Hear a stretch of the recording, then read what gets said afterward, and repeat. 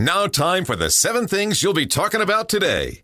Number 7. All right, Alabama head coach Kalen DeBoer has heard the words being said to him, and he is going to say, okay, I hear you. He didn't say he's going to do anything about it, but he hears you. He acknowledges that he has heard the fan complaints about wearing a t-shirt during the Vanderbilt game, though, make sure I understand this, he didn't respond strongly to the criticism. He's like, I heard you.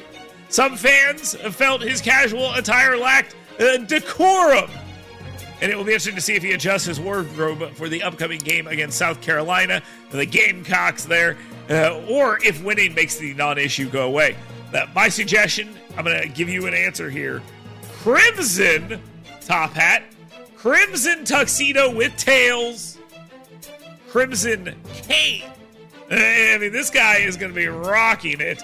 Maybe a cape as well. That's how you solve this problem. Wear a top hat on the sidelines.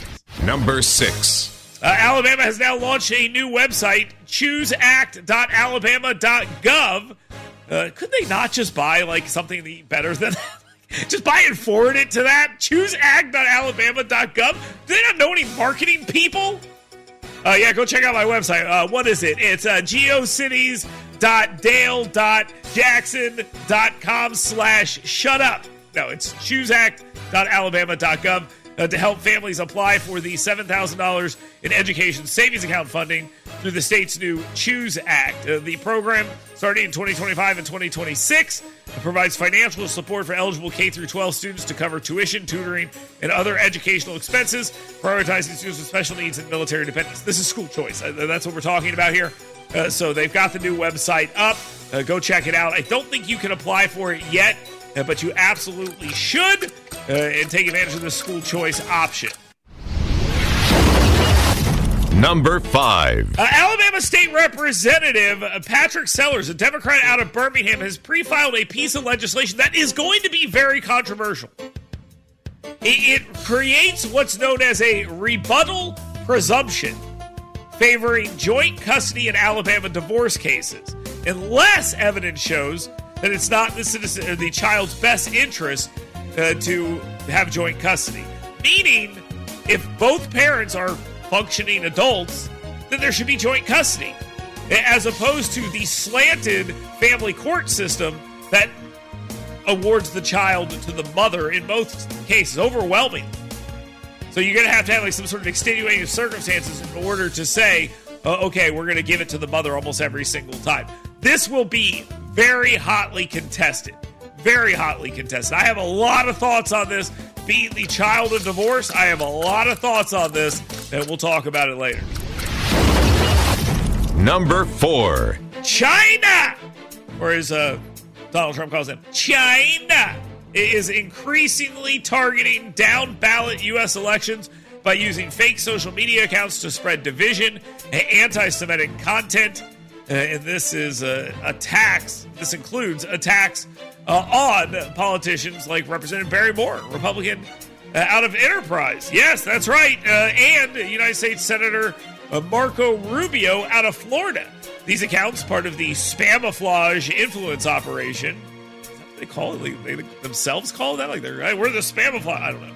And they've shifted from promoting positive narratives about the Chinese Communist Party to engaging in U.S. political discourse ahead of the 2024 election, amplifying conspiracy theories' intentions. And they're targeting Barry Moore and Marco Rubio specifically, which is kind of odd, but it's a story that I think gets at some issues we got going on. Number 3. Republican Caroline Dobson and Democrat Shamari Figures debated key issues like the economy, healthcare, and immigration ahead of their race for the Alabama 2nd Congressional District, the newly drawn, racially gerrymandered district. Dobson criticized Figures for supporting Biden administration policies, while Figures portrayed Dobson as out of touch with everyday struggles, particularly regarding healthcare and rising costs. It is a pretty good encapsulation of modern American politics. You have the Republicans saying, hey, look, here are the issues facing the country. We need to address these things. Let's talk about that. And then you have the Democrat going, yeah. But I don't like you. you're bad. Here's why you're bad, and you're a bad person. And boy, your personality is bad. And they don't have any way to talk about issues because the issues just aren't on their side. Number 2. And this is particularly disgusting in this race. Listen to this. Shamari Figures portrayed Caroline Dobson as an out-of-touch billionaire unable to relate to the economic struggles of Alabama's 2nd Congressional District. A claim Dobson firmly denied by citing her middle-class upbringing and family background. Now, she's not a billionaire. That's just a ridiculous thing to say.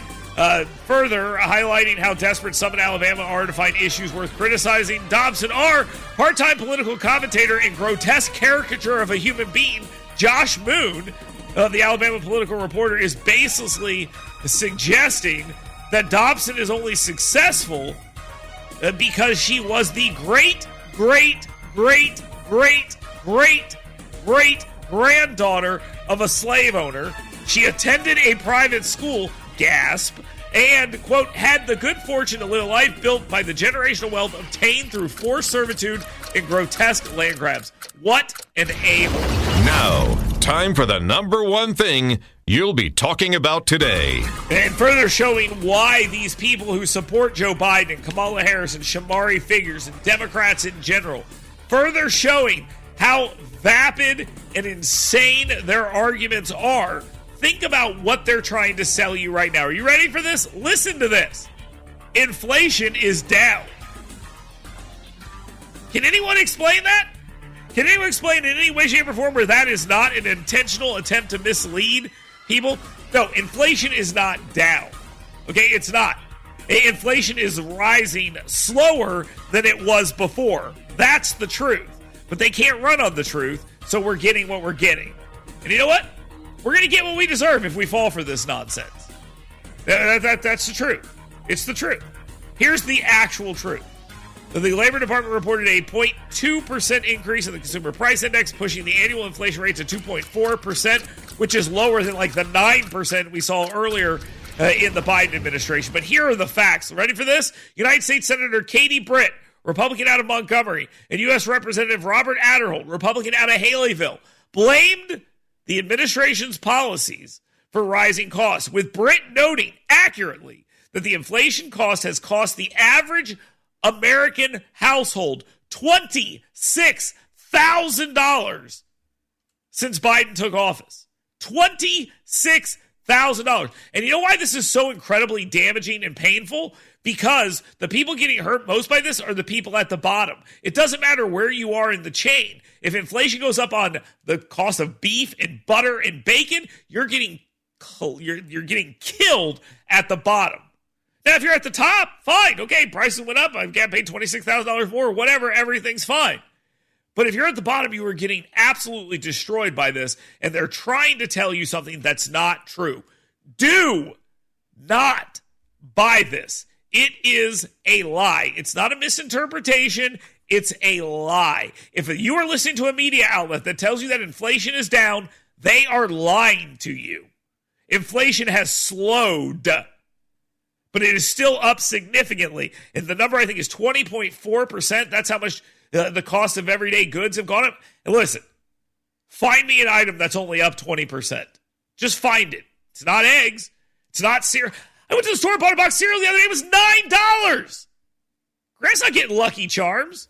He's getting the somewhat lucky necklace things. I mean, he's getting the generic brand. He's getting the bag of cereal. He's getting the bag of cereal. That's exactly correct, Emily. He's getting the bag of cereal.